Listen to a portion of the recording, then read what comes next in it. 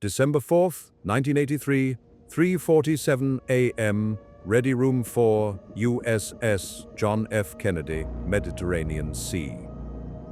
Lieutenant Mark Lang couldn't shake the feeling that something was wrong as he stared at the hastily prepared mission briefing slides projected on the bulkhead. The 27-year-old A-6 intruder pilot from Virginia had flown 43 combat missions over Lebanon in the past 2 months, and every instinct he'd developed told him this strike was being rushed. Around him, 24 aviators in varying states of wakefulness, some still in skivvies, others pulling on flight suits, tried to absorb mission details that should have taken days to plan, but were being crammed into less than 4 hours. Time on target, 0700 hours, less than 3 hours away. Launch in 90 minutes, 6 targets in the Bekaa Valley, all new, none properly reconnoitered. Ordnance configurations changed at the last minute, single-axis ingress route, early morning attack with the sun at their backs, backlighting them for Syrian gunners. Lang glanced at his bombardier navigator, Lieutenant Bobby Goodman, a 26-year-old African-American officer from New Hampshire who'd been his BN for 8 months. Goodman met his eyes with an expression that said he was thinking the same thing. This mission violated every lesson they'd learned in training, but orders were orders. And those orders came from the highest levels in Washington. What neither Lang nor Goodman knew, what none of the aviators preparing to fly into the Bekaa Valley that morning could have imagined, was that they were about to participate in one of the most poorly planned strikes in U.S. naval aviation history. Within 4 hours, 2 of the aircraft in the ready room would be shot down. 3 aviators would be killed or captured, and the survivors would return to their carriers knowing they'd just lived through a disaster that would fundamentally change how the United States Navy conducted strike warfare. This is the story of the Bekaa Valley raid of December 1983, a mission doomed by Pentagon micromanagement, compressed timelines, political indecision, and tactical incompetence at the highest levels. It's the story of how brave aviators were sent to die in a poorly conceived retaliation strike that accomplished virtually nothing, and it's the story of how their sacrifice forced the Navy to create an institution, the Naval Strike and Air Warfare Center, that would ensure such catastrophic mistakes would never happen again. The chain of events leading to that pre-dawn briefing had begun 6 weeks earlier on a quiet Sunday morning in Beirut. October 23, 1983, 6:22 a.m. Beirut International Airport, Lebanon. A yellow Mercedes-Benz truck loaded with explosives equivalent to 21,000 pounds of TNT crashed through barriers at the U.S. Marine Corps barracks and detonated with such force that the 4-story building was lifted off its foundation before collapsing into rubble. 220 Marines, 18 sailors, and 3 soldiers died instantly or were crushed in the debris. It was the deadliest single day for the Marine Corps since Iwo Jima in World War II. Minutes later, a second suicide bomber struck a French military barracks several miles away, killing 58 French paratroopers, the worst French military loss since the Algerian War. The attacks were sophisticated, coordinated, and devastating. Intelligence pointed to Hezbollah, the Iranian-backed Shiite militia operating from Lebanon's Bekaa Valley with Syrian support. The French response was swift and decisive. On November 18th, Super Étendard strike fighters from the carrier Clemenceau attacked an Islamic Revolutionary Guard base near Baalbek in the Bekaa Valley, killing 39 militants and damaging facilities. The French strike occurred shortly before sundown, taking advantage of optimal lighting for target recognition. Syrian air defenses didn't respond, and all French aircraft returned safely. The American response, however, was paralyzed by political dysfunction at the highest levels. Secretary of State George Shultz demanded immediate retaliation against Syrian and Iranian targets in Lebanon. He was convinced Hezbollah, backed by Iran and protected by Syria, was responsible for the Beirut bombing, and that failure to respond would invite further attacks. Secretary of Defense Caspar Weinberger disagreed. He'd opposed stationing Marines at Beirut Airport in the first place, arguing their presence couldn't deter Lebanon's civil war and only made them targets. Now he demanded absolute proof of Iranian and Syrian involvement before committing to strikes. The tension between Schultz and Weinberger trickled down through the chain of command like poison, paralyzing operational planning. At U.S. European Command Headquarters in Stuttgart, Germany, staff officers prepared contingency strike plans against over 300 targets in Lebanon. But without clear direction from the National Command Authority in Washington, they couldn't move forward. Meanwhile, down in the Mediterranean, Vice Admiral Edward Martin, commander of the 6th Fleet, grew increasingly frustrated with the indecision. Martin was a former Vietnam POW who understood that in war, hesitation kills. He ordered Rear Admiral Jerry Tuttle, his battle fleet commander at sea, to prepare for strikes against targets in Lebanon whenever Washington finally made a decision. Tuttle was legendary in naval aviation circles, a former A-4 Skyhawk pilot who'd flown 260 combat missions over Vietnam, known as both a big-picture innovator and a short-tempered taskmaster. Now he commanded Carrier Group 2 aboard USS John F. Kennedy, with Carrier Air Wing 3 embarked. In company with Kennedy was USS Independence, with Carrier Air Wing 6 aboard, fresh from supporting the invasion of Grenada. Tuttle implemented an aggressive readiness posture. The two carriers would alternate Alert 30 status every 24 hours. One carrier would conduct normal cyclic operations, flying from 10 a.m. to 10 p.m., while the other maintained the same flight schedule but also kept fully briefed crews in flight gear, sitting in ready rooms, with aircraft spotted on deck, loaded with ordnance, ready to launch within 30 minutes throughout the day. Maintaining Alert 30 while flying full schedules every other day was a grind. Air crews and maintainers operated on minimal sleep, constantly preparing for missions that never launched. As November wore on, fatigue accumulated. Maintenance problems multiplied, morale deteriorated. Finally, on December 1st, after weeks of sustained operations, the carriers received orders to stand down from constant alert. Exhausted sailors had barely begun to recover when events forced Washington's hand. On the night of December 2nd to 3rd, Syrian SAM batteries fired on an F-14 Tomcat conducting reconnaissance over Lebanon. The missile missed, but the shoot-down attempt provided the justification Pentagon hawks needed to overcome Weinberger's objections. At approximately 0300 hours on December 3rd, a flash message arrived from 6th Fleet headquarters: execute strikes against 6 specific targets in Lebanon. Time on target, 0700 hours, 4 hours away. The battle group staff initially believed the message was sent in error.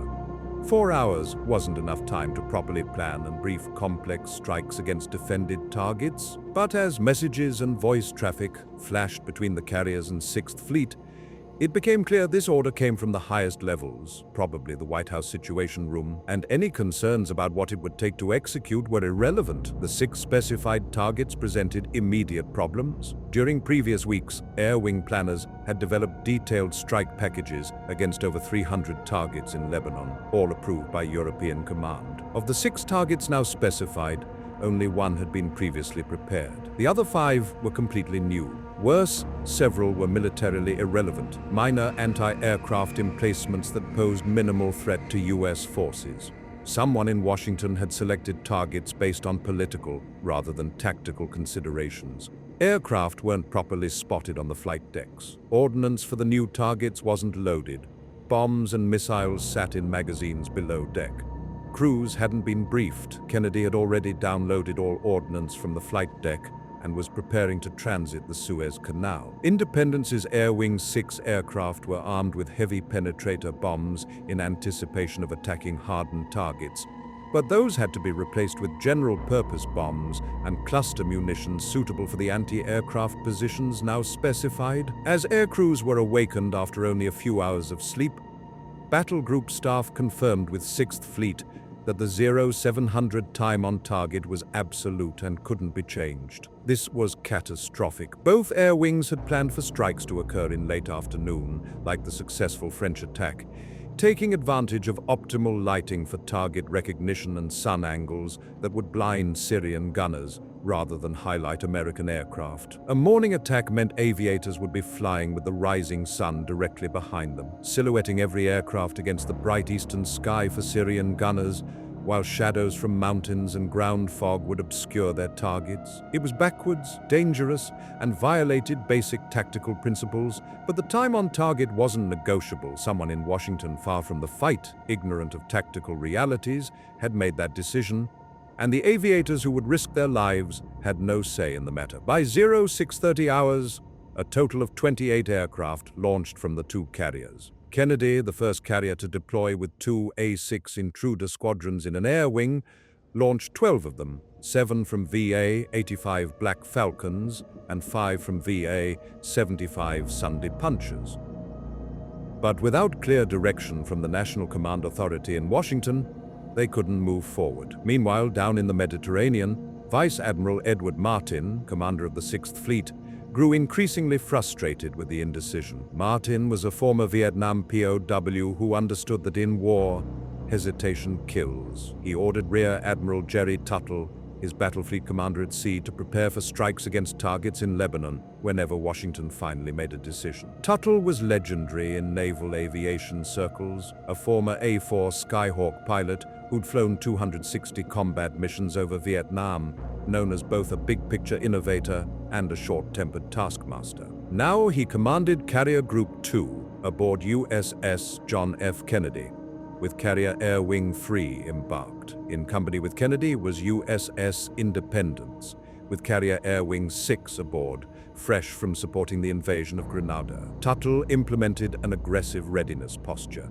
The two carriers would alternate Alert 30 status every 24 hours. One carrier would conduct normal cyclic operations, flying from 10 a.m. to 10 p.m., while the other maintained the same flight schedule but also kept fully briefed crews in flight gear, sitting in ready rooms, with aircraft spotted on deck, loaded with ordnance, ready to launch within 30 minutes throughout the day.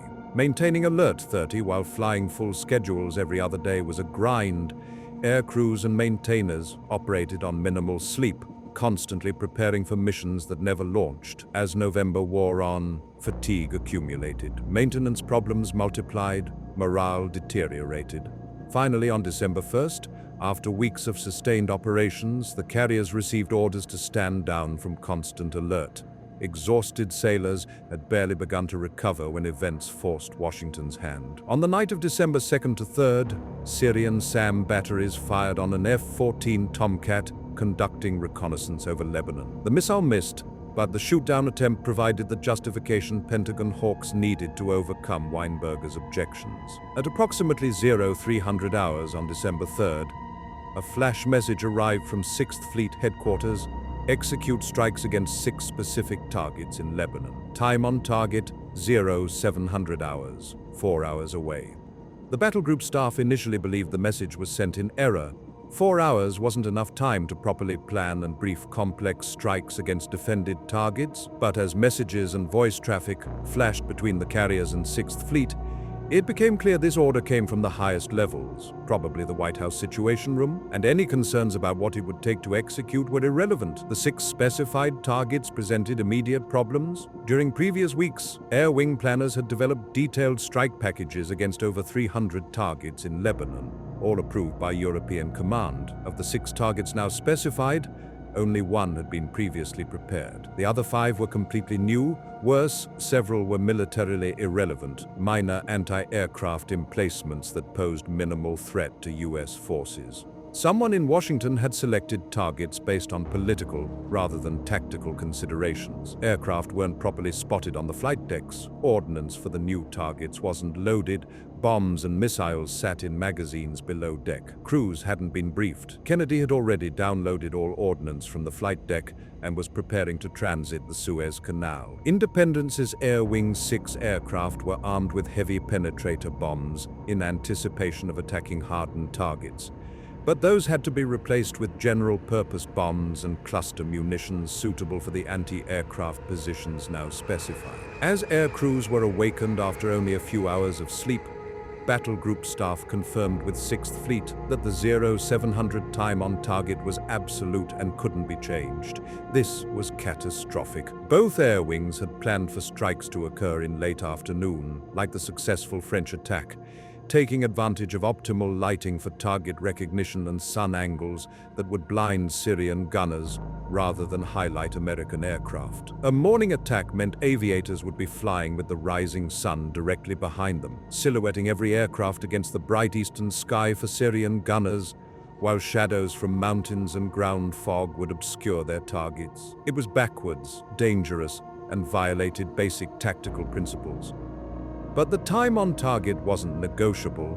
Someone in Washington, far from the fight, ignorant of tactical realities, had made that decision, and the aviators who would risk their lives had no say in the matter. By 0630 hours, a total of 28 aircraft launched from the two carriers. Kennedy, the first carrier to deploy with two A-6 intruder squadrons in an air wing, launched 12 of them, 7 from VA-85 Black Falcons and 5 from VA-75 Sunday Punchers.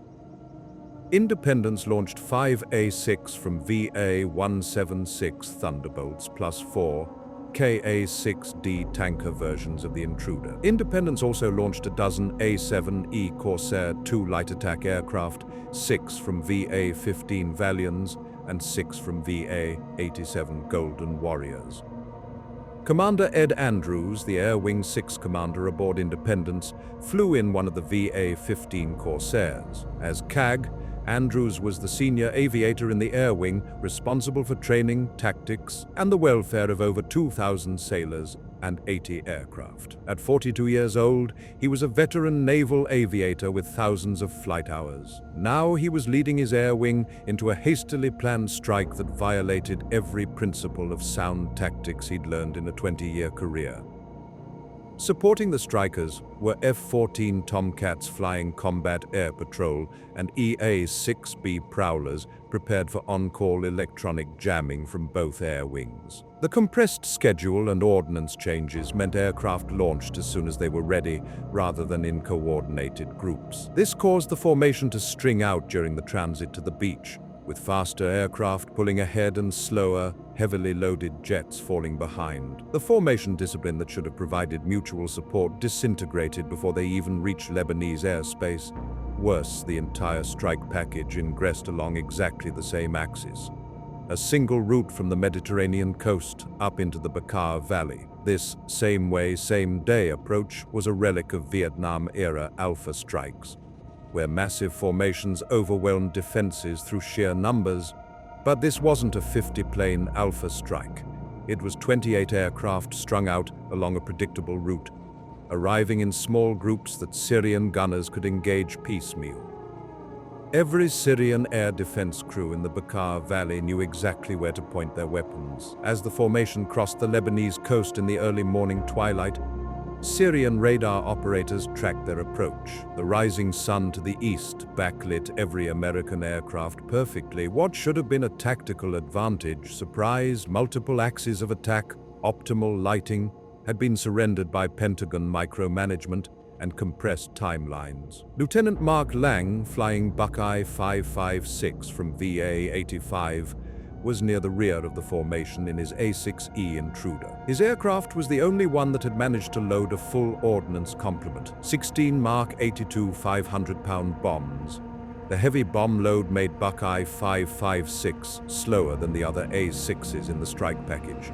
As faster jets pulled ahead, Lang and Goodman found themselves increasingly isolated. In the Bombardier navigator seat, Bobby Goodman worked his radar and navigation systems, trying to identify their target among the jumbled terrain returns in the mountainous Bekaa Valley. The shadows and ground fog made visual identification nearly impossible. As the first aircraft began their attack runs, Syrian anti-aircraft artillery opened fire. ZSU-23-4 Shilka mobile guns pumped thousands of 23mm rounds into the sky. SA-7 and SA-9 shoulder-fired infrared missiles launched from multiple positions. The Syrians had been waiting for this moment since the barracks bombing 6 weeks earlier, and now American aircraft were flying predictably into prepared kill zones. The subsonic attack aircraft, a 6 Intruders and a 7 Corsairs, flew as low and fast as they could, popping chaff and flares in attempts to decoy the missiles. But infrared missiles couldn't be jammed by the EA-6B Prowler's electronic warfare systems. The heat-seeking weapons tracked hot engine exhausts, and the only defense was dispensing flares and maneuvering aggressively, difficult when you're trying to identify targets in poor visibility while flying at 480 knots, 500 feet above mountainous terrain. The anti-aircraft fire was far more intense than intelligence had predicted. Syrian gunners, learning from the French attack 3 weeks earlier, had repositioned their weapons and prepared for American retaliation. Near the end of the formation, Buckeye 556 pushed toward its target. Lang maneuvered the Intruder through valleys, trying to use terrain masking to avoid radar-guided threats. Goodman called out navigation checkpoints, guiding them toward the target area. They were only seconds from weapons release when a Syrian SA-9 Gaskin infrared missile found them. The missile, a Soviet-designed shoulder-fired weapon with a 10-pound warhead, struck Bekaa 556's starboard engine. The intruder shuddered violently as the engine exploded. Fire warning lights blazed red across the instrument panel. Lang fought the controls as hydraulic pressure dropped and the aircraft began losing altitude. "We're hit! We're going down!" he transmitted, his voice clipped and professional despite the emergency. "Bobby, eject! Eject!" Goodman pulled his ejection handle. The canopy explosive bolts fired, the canopy separated, and the ejection seat rocket motor blasted him clear of the dying aircraft. Seconds later, Lang ejected.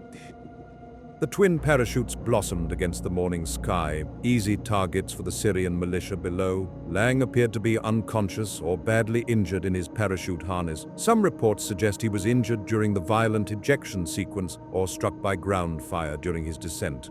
He was dead before he hit the ground, his body recovered later by Syrian forces. Goodman landed hard on rocky terrain, stunned but alive. Within minutes, Syrian soldiers surrounded him. Rough hands searched him, stripped away his survival gear, and bound his hands. He was loaded into a truck and driven to Damascus, where he would spend the next month as a hostage. Commander Ed Andrews, flying his A-7E Corsair with the call sign Raven 513, had assumed on-scene commander duties over the crash site. As CAG, it was his responsibility to coordinate rescue efforts if possible and direct the other aircraft in the strike package. He orbited the area, trying to raise Bekaa 556 on the radio while directing other aircraft to their targets and monitoring the increasingly desperate tactical situation. Syrian missiles and gunfire saturated the airspace. Andrews never saw the SA-7 that hit him. The small infrared missile tracked his A-7's hot exhaust and detonated against the aircraft's tail section. The Corsair shuddered and warning lights illuminated. The flight controls felt mushy, hydraulic pressure dropping.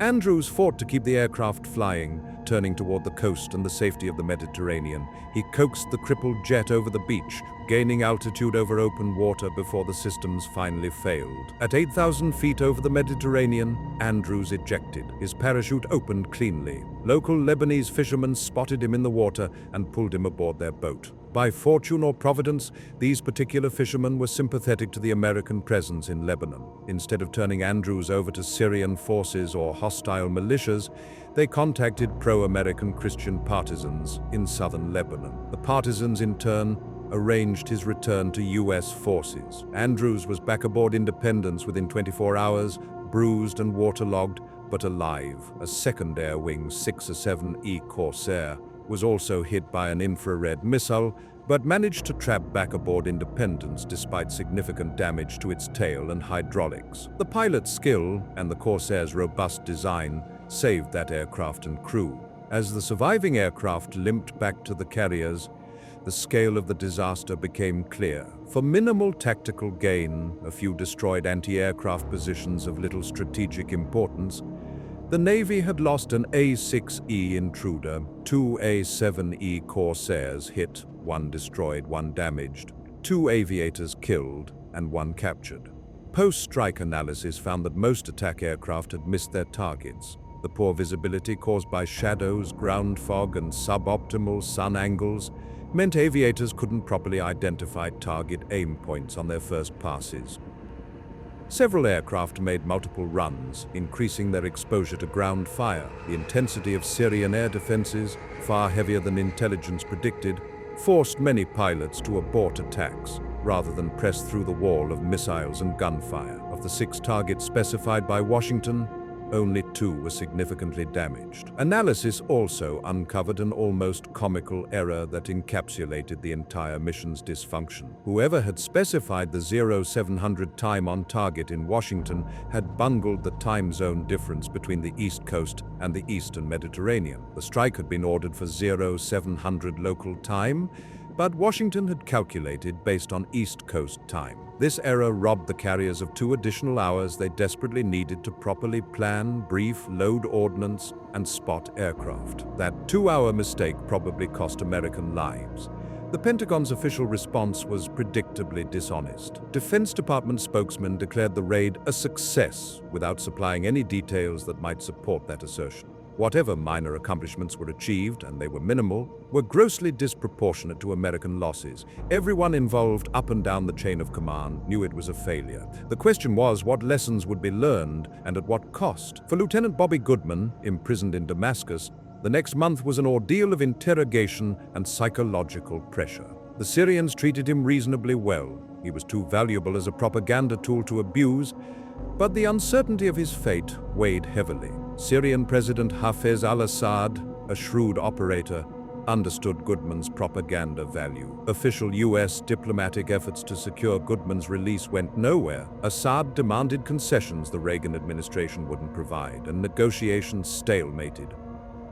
The impasse was broken by an unexpected figure, Reverend Jesse Jackson, the civil rights leader and political activist. Jackson had taken an interest in Goodman's case because Goodman was African American, and Jackson believed he could succeed where official diplomacy had failed. Acting in an unofficial capacity over State Department objections, Jackson flew to Damascus in early January 1984. Through a combination of personal charisma, political pressure, and appeals to Assad's desire for international recognition, Jackson secured Goodman's release. On January 3, 1984, exactly 1 month after being shot down, Bobby Goodman walked free. He returned to the United States a national hero, his capture and release dominating news cycles. Jackson's success embarrassed the Reagan administration, which had failed where a private citizen succeeded. But the important thing was Goodman's safe return. For the families of Lieutenant Mark Lang and the other aviators killed in the raid, there was no such happy ending, only grief and the knowledge their loved ones had died in a poorly planned mission that accomplished virtually nothing. Aboard Kennedy and Independence, the mood was grim. Aviation crews knew the strike had been a clusterfuck from planning to execution. The compressed timeline, poor ordnance selection, suboptimal attack time, single-axis ingress, and lack of tactical flexibility had violated every principle of sound strike warfare. The Pentagon's micromanagement had cost lives, and the aviators who flew the mission understood that better planning could have prevented the losses. Rear Admiral Jerry Tuttle was furious. As the officer responsible for executing the strike, he understood that tactical decisions should be made by commanders at sea who understood the environment, enemy capabilities, and their own forces' strengths and limitations. Instead, staff officers in Washington and Stuttgart, people who would never face Syrian missiles, had dictated every aspect of the mission. Tuttle began pushing for institutional changes to ensure such catastrophic failures never happened again. The Navy's leadership, to their credit, recognized the systemic problems the Bekaa Valley disaster exposed. Strike warfare doctrine hadn't evolved significantly since Vietnam, and tactics from that conflict, alpha strikes along single axes, rigid mission timing, centralized control from higher headquarters, had proven dangerously obsolete. Modern integrated air defenses, even relatively unsophisticated systems like Syrian SA-7s and ZSU-23-4s, could devastate strike packages using predictable tactics. In 1984, the Navy established the Naval Strike and Air Warfare Center at Naval Air Station Fallon, Nevada. The decision consciously mirrored the creation of the Navy Fighter Weapons School, better known as Top Gun, at Miramar in 1969. Top Gun had been established to fix the problem of Navy fighters getting shot down over North Vietnam because of inferior air-to-air tactics and training. Now Strike U, as it became known, would fix the problem of attack aircraft getting shot down because of inferior strike planning and tactics. The initial staff at NSAWC included veterans of the Bekaa Valley raid and other strike operations who brought hard-won tactical experience. Their mission was to study better ways of getting bombs on target while surviving intense SAM environments. They analyzed previous strikes, war-game scenarios, and developed new tactical doctrines. The results revolutionized U.S. Navy strike warfare. NSAWC developed comprehensive mission planning processes that streamlined coordination up and down the chain of command. Instead of Pentagon staff officers dictating tactics, mission planning authority was pushed down to carrier air wings and strike leaders who understood the tactical environment Target selection was refined to focus on militarily significant objectives rather than politically symbolic targets. Off-axis attack profiles replaced Vietnam-era Alpha strikes. Instead of all aircraft attacking from the same direction, presenting a predictable target for defenders, strikes would involve multiple axes of attack, forcing enemy gunners to divide their attention and making individual aircraft harder to track and engage. NSAWC also developed improved integration of electronic warfare assets. EA-6B prowlers would suppress specific radar-guided threats using standoff jamming before strike aircraft entered defended airspace.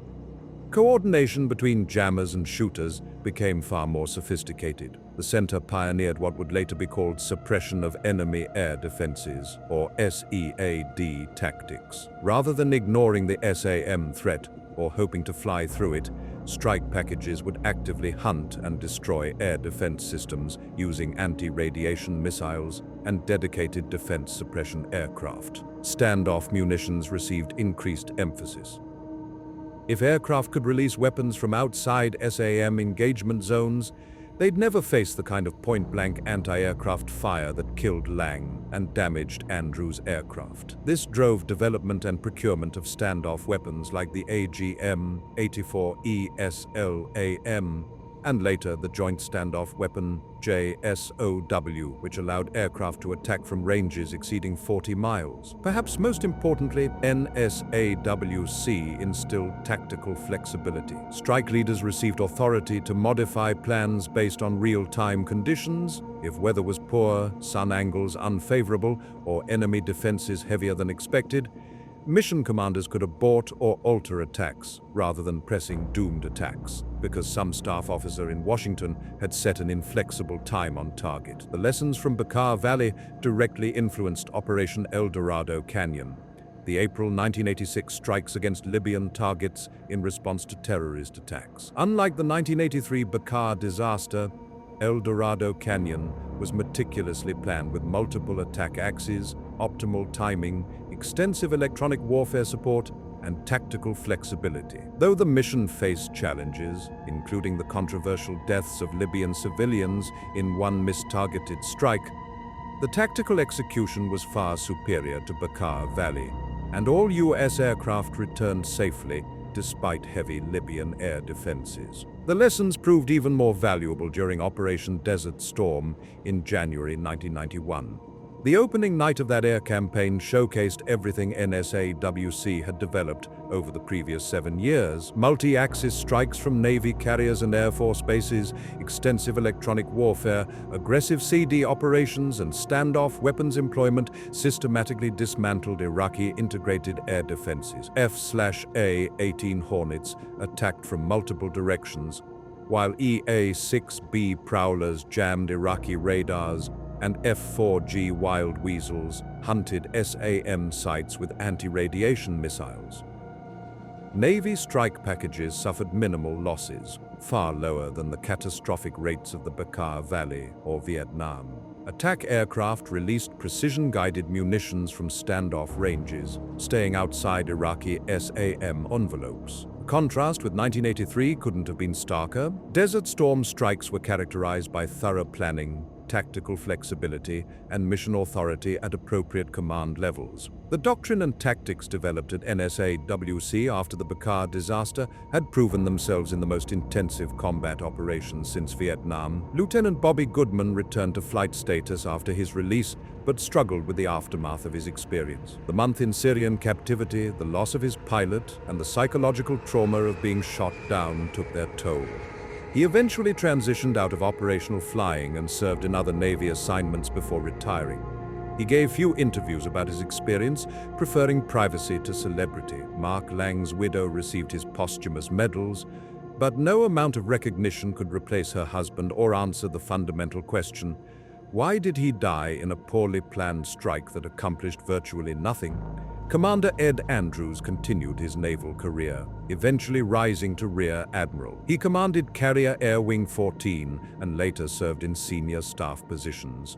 In interviews years after the Bekaa Valley raid, Andrews spoke carefully about the mission, conscious of criticizing decisions made by senior officers and civilian leadership. But his message was clear.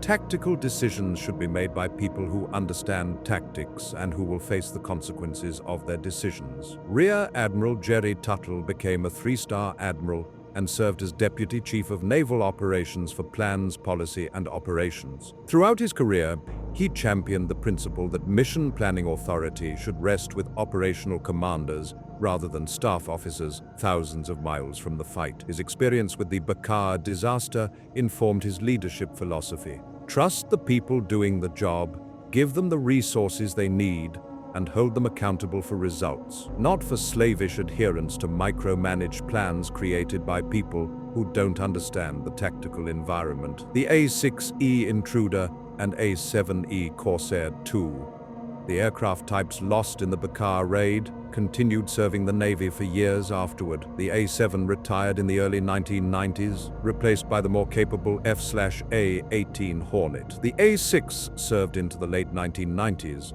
proving itself in Desert Storm and subsequent operations. Both aircraft were beloved by their crews for ruggedness and reliability, characteristics that allowed Andrews' damaged Corsair to make it home and saved countless other aviators over the years. But no amount of aircraft capability can overcome fundamentally flawed tactics and planning. The Syrian anti-aircraft positions attacked during the December 1983 raid were quickly reconstituted.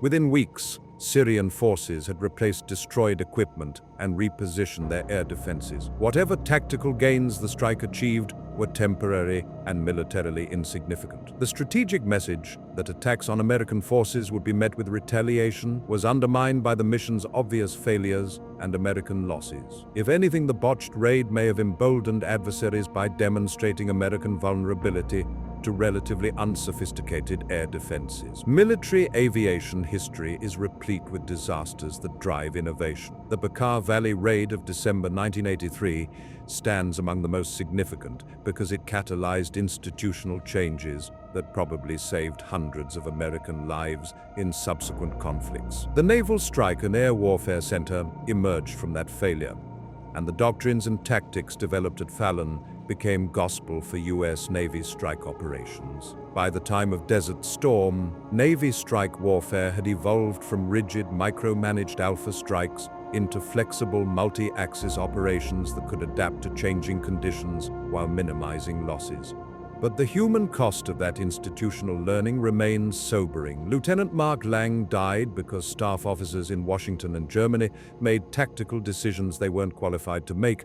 Commander Andrews nearly died for the same reason. Lieutenant Goodman spent a month in captivity because someone decided early morning was an acceptable time on target, despite contradicting every tactical principle about lighting, sun angles, and target visibility. The 2-hour time zone error that robbed the carriers of crucial planning time was almost farcical, except that it probably contributed to American deaths. The Bekaa Valley disaster demonstrated that in modern warfare, tactical competence at the execution level cannot overcome strategic and operational incompetence at higher levels.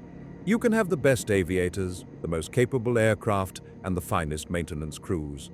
But if the plan is fundamentally flawed, people die. The mission exposed the danger of political leaders and senior staff officers micromanaging tactical details they don't understand while insulated from the consequences of their decisions. It's easy to order strikes from the Pentagon Situation Room or the White House. It's another thing entirely to fly into a wall of missiles at dawn because someone who'll never face combat decided that was the optimal time on target. Today, 7 Corsairs and 6 Intruders sit in aviation museums across the country. At the National Naval Aviation Museum in Pensacola, Florida, an A-6E wears the markings of VA-85 Black Falcons, the squadron that lost Buckeye 556 over Lebanon.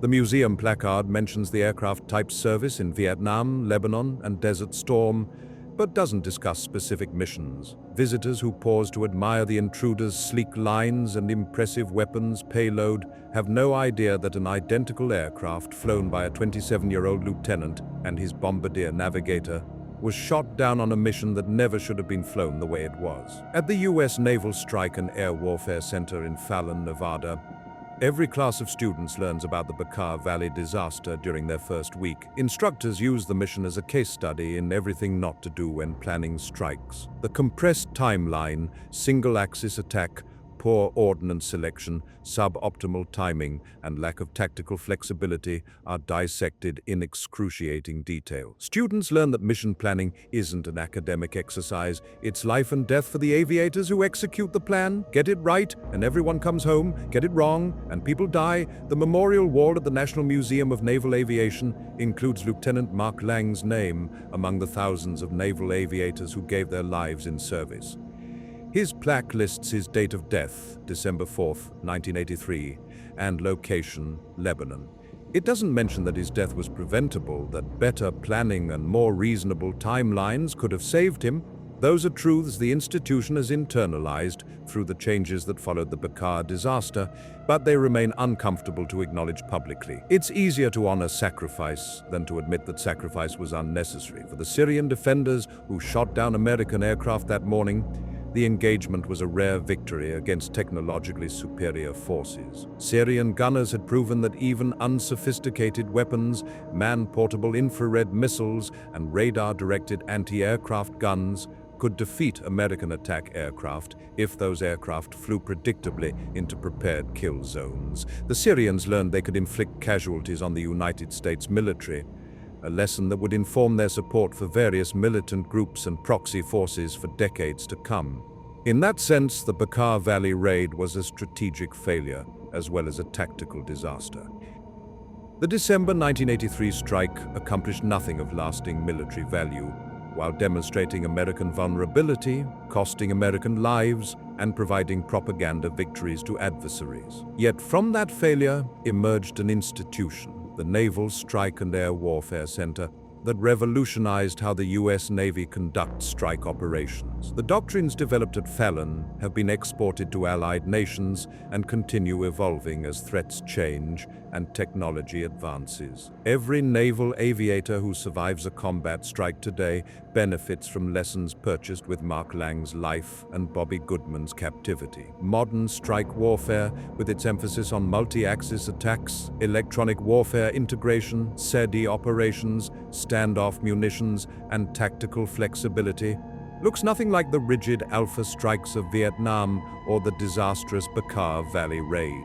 Advances in precision-guided munitions and stealth technology have further reduced the need for aircraft to penetrate heavily defended airspace. An F/A-18 Super Hornet today can launch a joint standoff weapon from 50 miles away, allowing the weapon to glide to its target, while the launching aircraft remains safely outside enemy air defenses. A Navy destroyer can launch Tomahawk cruise missiles from hundreds of miles away, destroying targets without risking aviators at all. Yet, the fundamental lessons remain relevant. Mission planning must be thorough and tactically sound. Authority should rest with commanders who understand the operational environment and will face the consequences of their decisions. Tactical flexibility is essential because no plan survives first contact with the enemy. And perhaps most importantly, political leaders and senior officers must resist the temptation to micromanage tactical details from Washington or remote headquarters. Trust the professionals, give them clear objectives and appropriate resources, and let them determine how to accomplish the mission. These principles seem obvious now, but they were learned the hard way over Lebanon in December 1983. The strike that morning violated every one of them, and American aviators paid the price. The institutional changes that followed, particularly the creation of NSAWC, ensured those mistakes wouldn't be repeated. But the cost of that education can never be forgotten. 3 aviators were killed or captured because people far from the fight made poor decisions they were insulated from the consequences of. That's the real lesson of the Bekaa Valley disaster. 40 years later, the mission remains a cautionary tale taught at every level of U.S. Navy strike warfare training. It appears in case studies at the Naval War College, in tactical courses at Fallon, and in ready room briefings aboard carriers preparing for combat deployments.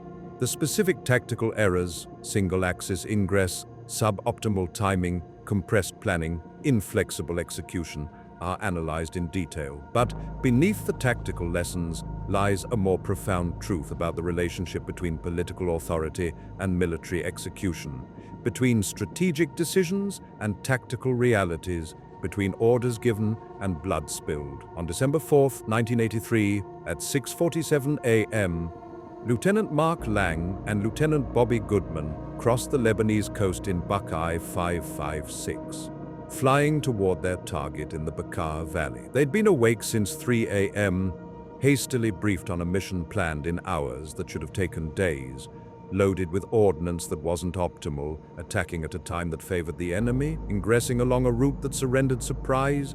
Every decision that put them in that cockpit that morning had been made by people who would never face the consequences. Within 20 minutes, Lang would be dead, and Goodman would begin a month in captivity. Their aircraft was one of 28 that launched that morning, part of a strike package that would accomplish virtually nothing while exposing the systemic failures in U.S. Navy strike warfare doctrine. But from that failure emerged reforms that probably saved hundreds of lives in subsequent conflicts. The Naval Strike and Air Warfare Center rose from the ashes of the Bekaa disaster like a phoenix, transforming how the U.S. Navy plans and executes strike operations. Every aviator who has come home safely from subsequent strikes owes a debt to the lessons learned over Lebanon in December 1983. The question that haunts that mission isn't whether it could have succeeded with better planning. Of course it could have. It's why it was flown at all, why targets of minimal military significance justified risking American lives, why political pressure to do something after the barracks bombing trumped sound tactical judgment. There are no good answers to these questions, only the uncomfortable acknowledgement that sometimes political imperatives and military realities conflict. And when they do, it's the people in cockpits who pay the price. Military aviation history is written in blood and measured in lessons learned. The Bekaa Valley raid of December 1983 was a disaster by any measure, poorly planned, poorly executed, minimally effective, and unnecessarily costly. 3 American aviators were killed or captured. Millions of dollars in aircraft were lost, and virtually nothing of lasting value was achieved. But from that catastrophic failure emerged institutional reforms that fundamentally changed U.S. Navy strike warfare for the better. That's cold comfort to Mark Lang's family or to Bobby Goodman, who carries the scars of that mission to this day. But it's the only meaning that can be extracted from a senseless disaster. On that pre-dawn morning in December 1983, as exhausted aviators stumbled through hastily prepared briefings and maintenance crews scrambled to load ordnance, everyone involved sensed something was wrong. The compressed timeline, the inflexible execution, the suboptimal tactics, all violated principles these professionals understood instinctively. But orders are orders, and naval aviators fly the missions they're given, even when those missions are doomed. Lieutenant Mark Lang couldn't shake the feeling that something was wrong as he walked to his aircraft that morning. His instincts were correct. Within hours, he would be dead. Killed not by superior enemy skill, but by friendly incompetence at the highest levels. The Bekaa Valley disaster of 1983 stands as a monument to the cost of micromanagement, compressed timelines, and tactical inflexibility. It's a reminder that political decisions have tactical consequences, that orders given in Washington are executed with blood in distant skies, and that the people making decisions about combat operations should understand what they're asking and be willing to face the consequences. Most of all, it's a testament to the courage of naval aviators who fly the missions they're given, even when those missions shouldn't be flown at all. Mark Lang, Ed Andrews, and Bobby Goodman did their duty that morning. The people who planned the mission they flew failed theirs. The lessons learned over the Bekaa Valley in December 1983 echo through every carrier strike today. The thunder of catapults launching FA-18s, the orchestrated dance of multi-axis attacks, the sophisticated electronic warfare supporting every mission, all bear the imprint of reforms born from that disaster. Lieutenant Mark Lang died 40 years ago in a mission that accomplished nothing.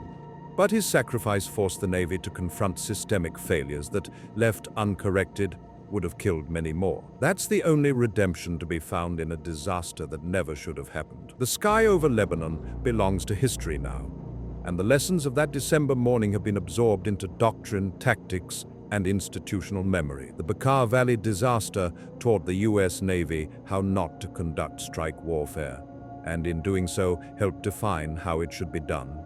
The price of that education was paid by 3 American aviators over Lebanon in 1983. Their sacrifice echoes through every carrier strike since.